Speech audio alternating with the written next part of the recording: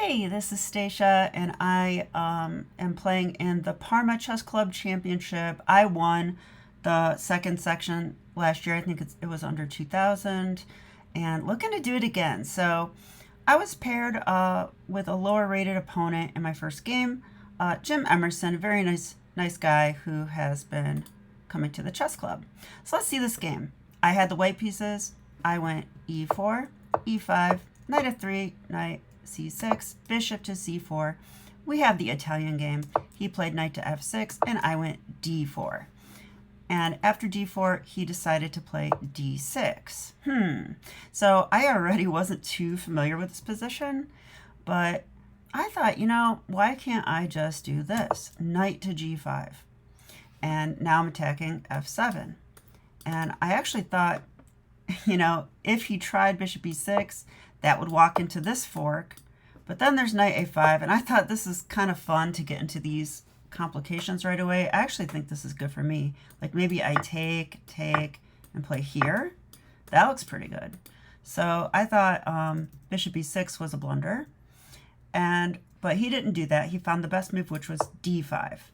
So, and I'm kind of arguing that, okay, he had to waste a tempo by playing d6 and then d5, and maybe this is a better version of this line. So I take the pawn. He thought forever here, so I thought for sure, well, I was hoping at least, that he would play knight takes d5. I was hoping for this because then you get the fried liver stuff with knight f7, king and queen f3 check. The only way to save the knight is here, and this would be fun for me, I think, especially against a lower rated player. So I was hoping for that with fried liver type stuff, but instead he did find the best move, which was knight to a5 instead of knight takes d5. So now my bishop's attacked, so I moved it with check, and he played bishop d7. So I think c6 might have been better. I'm not sure, but I played queen e2, just protecting the bishop and kind of, saying, hey, you've got an e-file and a hanging pawn here. What would you like to do? And he played bishop e7. So now if I, take the pawn, he'll take there. And I wasn't so sure about taking the pawn because, if I take this, like I could also trade and take the pawn, but if you do that, and then after castles, it's like, why are your pieces aligned? Why is my knight on g5? It's going to get kicked. And I feel like there's a lot of pushback. So I don't think I should take it. And I thought, oh, by the way, I like queen e2 because if they take, there's some fun stuff with this because that's a fork. And if they block with the queen, you do just win the knight. But they have this move c6 here, which would defend the knight.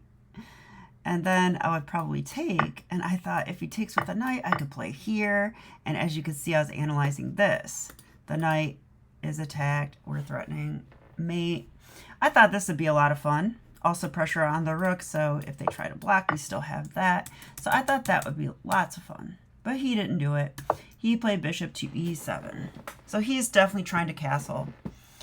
And I thought a while here, and I decided to castle. And I know the computer called this inaccurate, but I like this move. It makes some sense to me. And I thought if he captures on d4, I'm sort of inviting this because then I will go rook e1, and now he's not ready to castle yet. Although he might have this still, that kind of stuff. But okay, after c6, which is played in the game, takes, knight takes, and now d takes e5. Yeah, so I tried to gambit a pawn, and I accidentally won two pawns. So his idea here was knight g4, and I saw this coming, and I think he's trying to, castle soon and get the pawn back. But there is a problem with this, and I saw this going into it. And if you want to pause the video and find the move that I played, go for it now. Yeah, it is the move e6. Yeah, you have to be careful about what is called the snowplow, right? This is why you don't let white have the center. stuff like this can happen. His king's not castled yet. This does attack a bishop, so it's a tempo move. But at the same time, it's interference. And now the knight on g4 is hanging. Yeah, and I had to see this because keep in mind also that knight g4 was a discovered attack on my knight. I am going to lose that knight. So I was looking at knight f7. I was looking at a bunch of stuff, but I really like this move e6. And sure enough, it is the best move. He decided to take on g5. I mean, I don't see a good move here, no matter what he does. So I think that's perfectly, I don't know. I mean, if you take on f7, or I mean, if you take the pawn, I can just take the knight. Like, I can always just take the knight. And now I'm defending my knight. So, like, that just loses material. If you take with the bishop, kind of the same thing, right? I think I could just take it. There's also other options here. Yeah, like, I might do this because now I'm threatening the knight and I'm threatening takes, and check. It's just like there's so much stuff here. So e6 definitely was a fun move to play, and he decided to capture my knight, which was his threat. So I played e takes d7, double check. And anytime it's double check, that means you must move the king. And I will tell you that my opponent must not have realized it was double check because he actually played queen takes d7 first. And I was like, well, wait a minute. You're still in check. He's like, oh, I'm so sorry. Or he said, pardon me or something like that. And I'm like, oh, it's fine. So he played king f8 instead. So let's take the knight. h6, protecting the bishop because it was attacked twice. And now knight to c3. So, I mean, we're basically up material and winning. And now it's just a matter of conversion. But I have to admit, I was a little bored. So I do allow some complications. Now, it turns out everything I played was correct. The computer loved all of it. I didn't analyze the moves of the engine. I just ran like one of those graphs on it. Maybe I can show it. And as you'll see, can you guys see that? You can kind of see it, but it looks like just a lot of white. You can see the top half. That's the important part. All right, so anyway, but as you'll see, I have to be careful coming up. So he went a6, kicking the bishop, and then knight e5, attacking my queen. So he's trying to be active. He's trying to make some complications. I think that's the right thing for him to do. I played check.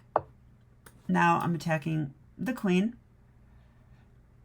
And, if bishop e7, I was just planning to take on b7, because then there won't be this annoying move, knight c6 at any point, because I'm undermining it. But actually here he went king to g8, and I went for this next move. I mean, computer still likes it, but in hindsight, I don't think I should have played it. I went pawn to f4, which forks things. But here's the thing, this does weaken my king kind of unnecessarily. And he doesn't actually get forked because this basically just forces bishop e7. Now, I kind of wanted to do this because, as I was saying, the knight won't be able to come back to c6 after I take on b7. And I thought maybe I can attack with the pawn. I don't know. It's a little unnecessary if you ask me, but I kind of was in the mood to play like some real chess and, you know, calculate. But I probably should have just gone like bishop e3. I think this would be a much simpler approach. Like, just get my last rook in the game and not weaken the king and just, you know, we're at material and then just trade down. But, you know, I tried to play precisely / crazily. f4, bishop e7, and queen takes b7. Okay, so I'm kind of asking for trouble a little bit, but of course, this is still winning for white. He went knight to g4, and now a hidden threat starts to appear that I didn't see. So when it does land on the board as an actual threat, I was a little nervous. Now, I saw here knight d5, and this is a pretty forcing move because you know, if black does nothing, I'm threatening to take, and after the trade, I get to win this. Next, I'm going to queen as well. I can always come back and check. I mean, it's totally over. That will finish the game quickly. So he has to do something. And so, of course, he plays this check. Oops. Yeah, this check. And with the knight on g4, this is a little dangerous, but I calculated this, and I thought king h1, and he'll go here, and I'm going to, this helps me trade pieces. And I'm actually right about that. But his most active pieces, by the way. But he played a different move here that really took me by surprise, and that was knight takes h2. And then I realized, I mean, I actually saw it coming after I already played king h1. And I was like, oh, wow. Like, check that out. If I take the knight, there's queen h4 checkmate. That's, you know, unfortunate. So I have to be careful here. I cannot take the knight, and he's also attacking my rook. And queen h4 could come next. You know, that could come next. So this is the first moment of the game where I took quite a bit of time because I'm like, well, I have to find the best move here. So I thought a long time, and I came up with the move rook to e1. And I really like this move. It looks risky, but now if he plays queen h4, I'll just win the game. Now, he didn't play queen h4 because obviously I will take the rook with check. But there is the idea of like queen h4, queen takes rook check, king h7. And now I have got to give a check. I have to check the king. And if I don't check the king, then he's threatening knight f3 checkmate or like queen takes rook check. It's going to be really bad. So I have to keep checking. So I saw this. I don't think he saw that far because we analyzed after the game. But I'm like, well, I have to go further. I have to have a check there. So I'll show you what I was thinking. After queen h4, I was thinking queen takes rook check, king h7, and queen takes h8, exclam. Now, if he accepts the queen, what I was planning was pawn equals queen, check. And you might be saying, but Stacia, that gives away a free queen. Well, it sure does. He could win my free queen, though. And after that, I have rook e8 check, supported by the bishop. And then he would take, and I take back. And I have traded down into a material up, absolutely winning, endgame, and the knight will have to move next. So that was my calculation. There's also something else you have to calculate, though, here, because after queen h4, queen takes a8 check, king h7, and queen takes h8. Well, what if the king doesn't take? What if he goes away? Now we must have a check. We must have a check, but unfortunately we do. And that would be the move pawn f5 check. So I thought if he tries to go for something like this, I'll have pawn f5. And yeah, where does he go? The bishop will be guarding this. He would have to go here and then probably just knight f5 there. Would probably finish the game, I'm thinking. So that's what I calculated, and I was really proud of this calculation. It doesn't look that hard now that I'm looking at it, but anyway, I thought it was cool. He didn't go queen h4, but I'll put that on the board so you can see it clearly. I was planning takes, king h7, and yes, queen takes rook here. And it just looks like I'm hanging a free queen at first, but it is with check, and it forces the queen trade, and this is going to save us. There's our fork, supported by the bishop, and takes, and now the knight's attacked. He would have to play knight g4, and as you can see, rook, bishop, that's like so much material. It's very, very winning. So I thought that was cool. And of course, if the king moved away, I have to have a check here. I have to. Yeah, I would be a little nervous. Notice that we don't have this check. And earlier, I didn't have this one either with the queen there. If if he did that there either, when the king was on h7. Oh, but wait, do I have... Actually, I might have this move too, which I didn't consider. But then if take, I would have a check. Followed by this. That probably also works, but it looks messier, right? Like, why? I don't really want to give up a rook. I really would prefer not to. Okay, and I'm not allowed to use the engine, my coach said, until I analyze with him tomorrow. So I'm not going to, we're not going to find out the mystery of rook e6 check here. But anyway, he didn't play queen h4, was correct not to. Instead, he played king h7, which makes a lot of sense. Now the rook will be guarded and by this rook. So now he's threatening queen h4. And now, what would you play if you were white? I thought a long time again. I want to see what you guys come up with. Yeah, so here I made the tough decision, but I think it's the best move. I'll confirm with computer on this one. Computer likes one other move a little better, but it's second best. Okay. Yeah, I played the move g3. This is very strong. It's very strong. It stops. It's a defensive move that stops all the black counterplay. Queen h4 is now not possible. Any back rank threats later, I now have king g2. Notice there is no light square bishop for black. And now on knight f3 check, I'll be able to attack the knight when I move the king. So g3 is just a very, very useful thing. The only downside to g3 is that we do allow the move queen a5. So I had to calculate this. This does attack the bishop and the rook. So gotta save both. And here is where I was planning the very nice move, knight to c3, which would defend the bishop and block the attack on the rook. So this would be also winning. So he played knight g4 in the game, saving the knight first.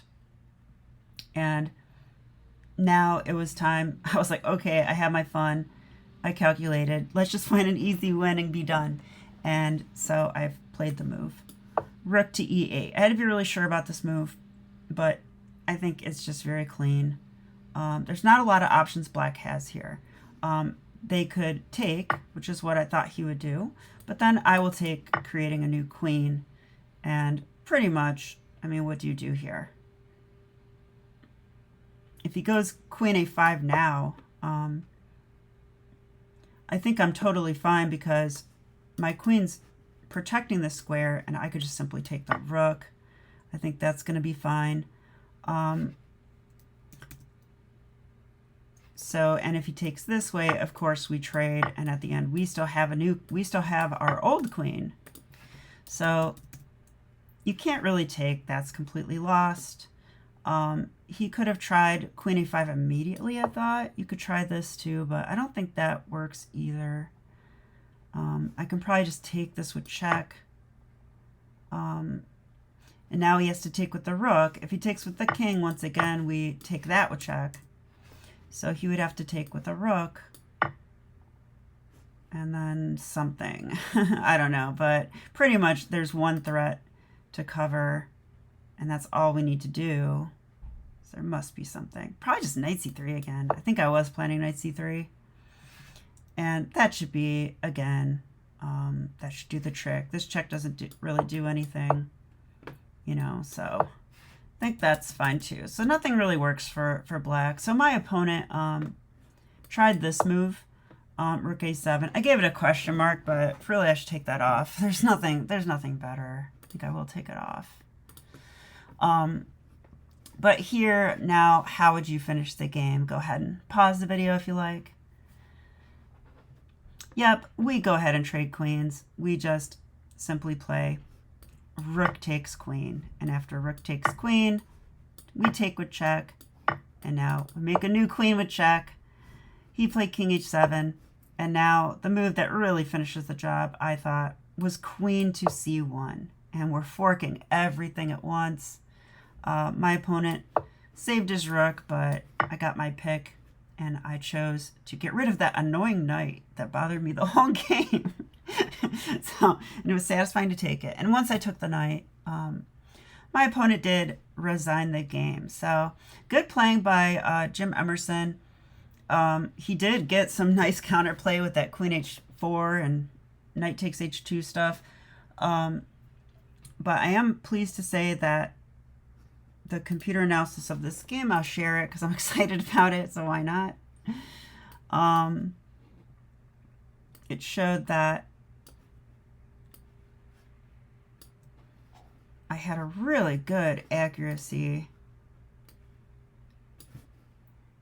As you can see, there was only 1 inaccuracy this game and 96% accuracy. This is probably one of the most accurate games I've played in a while. And the one the one inaccuracy was castles here, which I thought was a perfectly reasonable move, and white is better. So I will use the engine here because I'm really curious. So better would have been taking on e5 immediately. And I thought here he would play knight takes d5, which is why I didn't do that, because that is a discovered attack on my knight. And I didn't want to play something like queen takes e5, so I ruled this out. But computer actually says that in this position, we also have e6. Wow. Okay, I didn't look at that. I don't think I looked at e6 here. Because I'm not even castled, you know? But and there's a knight in the center of the board. This feels riskier to me, but I guess e6 is very strong. The point is that the bishop is pinned, okay? And if they take, we can play queen takes e6, threatening checkmate. Wow, that looks bad. And threatening the knight too. Whoops. And if they take the bishop, which also creates an escape square, king d7, and we come back and win the knight with check, win the bishop. So we're doing everything here. Wow, this is cool. All right, so that's one line. And if they, what else can they do? Let's say they take the bishop immediately. Well, if they do that, this is really cool. We take, check, king f8, and now knight e6 forks and wins the queen. Now our queen's attacked too, so it doesn't look immediately obvious. But where does this king go? He can't go either square, so he must go here. And now it's knight takes queen with check. It's with check. So there's no time to take the queen. Wow, when I can calculate like that, I'll be so happy. That would be amazing. So e6, wow, that's disgusting. So e6, we looked at pawn takes and we looked at bishop takes bishop. I don't know what else they should do. I mean, I guess they could just castle, but you're kind of like just giving up a piece. Computer still thinks that you don't take the bishop. You play e takes f7 check. This is crazy. King h8 and just go h4. Okay, I don't even understand this. But it must have to do with queen h5. Oh, wait, we would have played queen h5. Oh, now if they take the knight, we're opening the h file. It's like a fishing pole type thing. My God. Okay, well, this is going too far down the rabbit hole. But hopefully you, so yeah, here e6. So my only inaccuracy of the game, which wasn't really inaccurate, in my opinion, but it is, was to castle here. So I guess castling's a little lazy, but white is better here. The only reason it's not that great is they could take the pawn here, and they could just castle and get safe. But white would still be better in that position. So to me, castling was still a decent move. Just a little, just not the most precise way to punish black. So I hope you enjoyed the video. And now I'm going to go to work. So I'll be back with more chess. See ya.